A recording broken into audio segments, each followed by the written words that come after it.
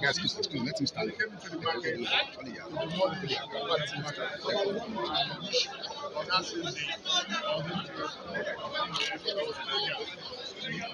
out.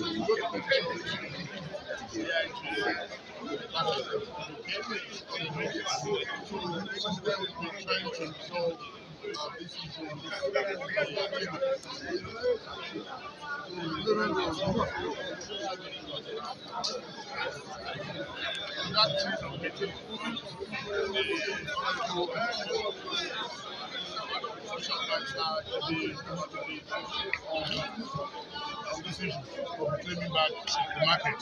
The market people are very, very important people. They are an integral part of this society, and that we need to care for.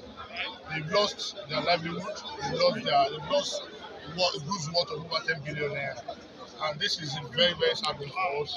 As a local government chairman, I need to support them. I need to be with them. And this is what I'm doing. So I am here to feed them back on what the steps we have taken so far. And I believe that we have tried our best, and we're still waiting for the final part of it.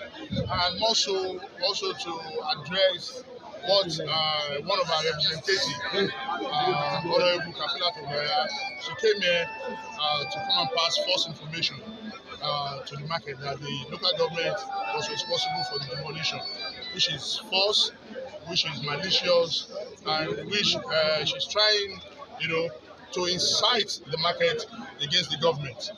That's what she's trying to do. And I can tell you, a drowning person will always look for a loophole, to capitalize on. But she's a drowning person. We supported her. The people of this market supported her. She should not come here to come and play a defensive game. Coming here to say something that is unverifiable, information, to come and pass it on to them. These people at this point in time, they are fragile. Yeah, and whatever information you're giving them, they believe it. But she, as the representative of this local government at the federal level, she